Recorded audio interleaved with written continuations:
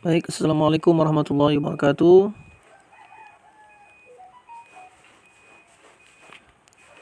Di sini saya akan menjelaskan dari mind map yang saya buat tentang akuntabilitas. Langsung saja kita kepada pembahasan yang pertama, yaitu konsep akuntabilitas. Definisi. Akuntabilitas itu adalah kewajiban setiap individu, kelompok untuk memenuhi tanggung jawabnya yang menjadi amanahnya, yaitu menjadi terwujudnya nilai-nilai publik. Adapun aspek-aspek akuntabilitas, yaitu akuntabilitas adalah sebuah hubungan berorientasi pada hasil, membutuhkan laporan, membutuhkan konsekuensi, memperbaiki kinerja. Sedangkan fungsi utama daripada akuntabilitas, yang pertama peran demokratis, yang kedua peran konstitusional, yang ketiga peran belajar. Akuntabilitas publik terbagi menjadi dua, yaitu akuntabilitas vertikal dan yang kedua akuntabilitas horizontal. Kalau kita melihat dari tingkatannya, akuntabilitas itu terbagi menjadi akuntabilitas personal, akuntabilitas individu, akuntabilitas kelompok, akuntabilitas organisasi, akuntabilitas stakeholder. Kita lanjut kepada mekanisme akuntabilitas. Adapun dimensi akuntabilitas, yang pertama akuntabilitas kejujuran dan hukum. Yang kedua akuntabilitas proses, yang ketiga akuntabilitas program, yang keempat akuntabilitas kebijakan. Dan alat mekanisme akuntabilitas birokrasi di Indonesia yang digunakan adalah perencanaan strategis, kontrak kinerja, dan lakip. Kemudian, ada 9 cara menciptakan lingkungan kerja yang akuntabel. Yang pertama kepemimpinan, transparansi, integritas, tanggung jawab, keadilan, kepercayaan, keseimbangan, kejelasan, dan konsistensi.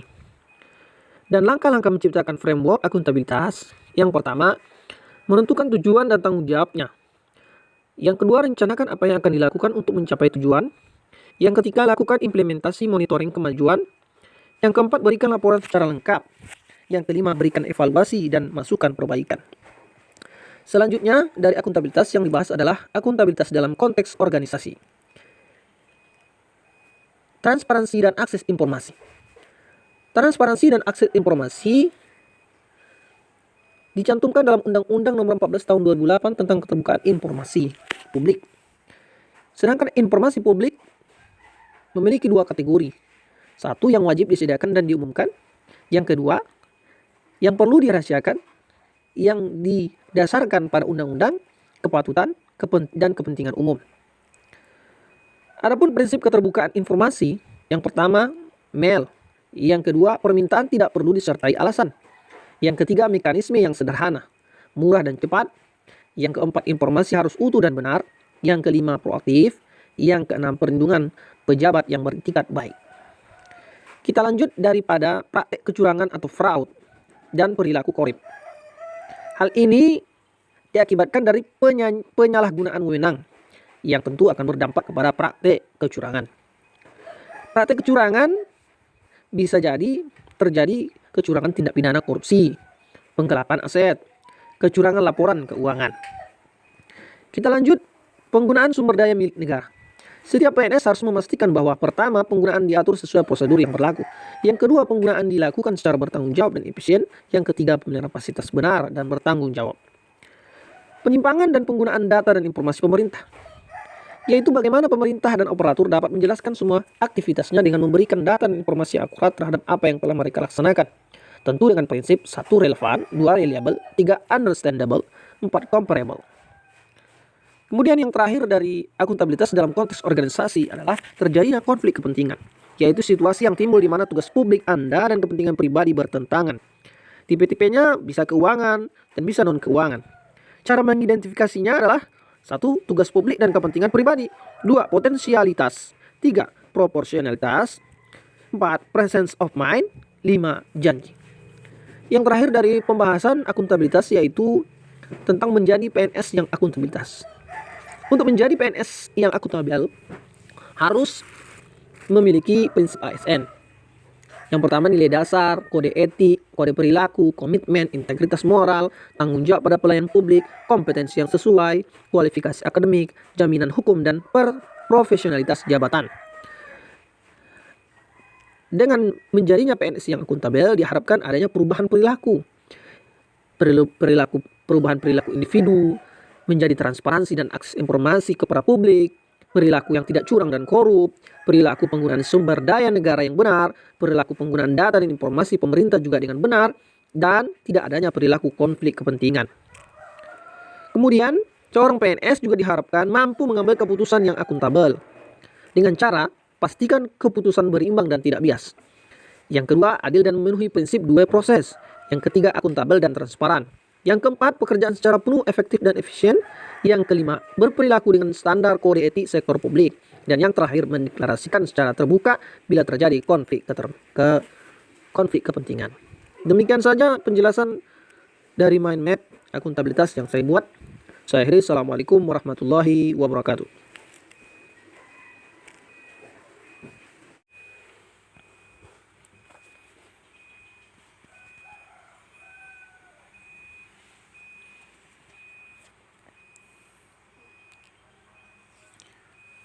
Baik, Assalamualaikum warahmatullahi wabarakatuh.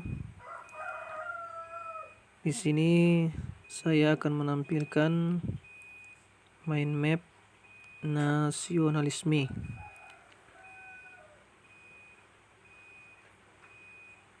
Bisa dilihat kawan-kawan tentang nasionalisme. Kita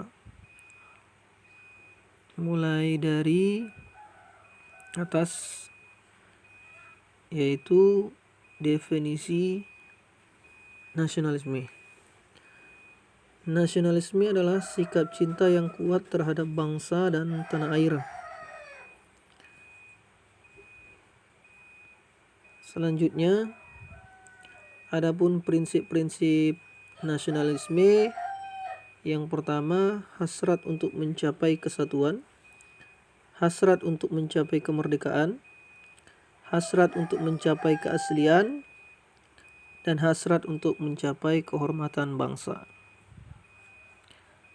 Selanjutnya, nilai-nilai Pancasila menumbuhkan nasionalisme.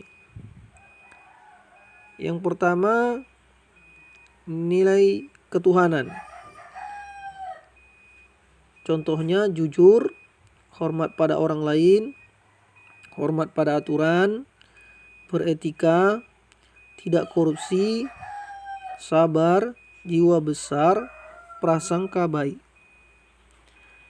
Yang kedua, nilai kemanusiaan yang adil dan beradab. Contohnya toleran, tidak zalim, sopan santun, saling tolong menolong. Yang ketiga, nilai persatuan seperti rukun dan damai, menjaga keutuhan bangsa, menjunjung tinggi kehormatan bangsa dan negara. Yang keempat, nilai kerakyatan yang dipimpin oleh hikmat dan kebijaksanaan.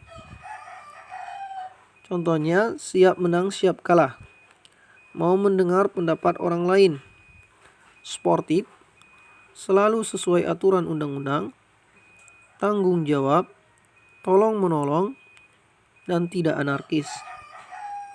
Dan yang kelima, yaitu nilai keadilan sosial. Contohnya tidak serakah, tepat waktu, mau bekerja keras, saling membantu, dan suka menabung. Selanjutnya kita lihat mind map, yaitu membahas tentang ASN sebagai pembuat dan pelaksana kebijakan publik.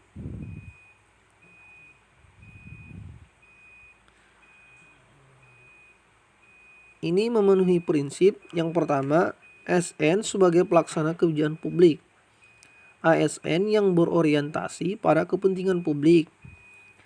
Dan ASN yang memiliki integritas tinggi.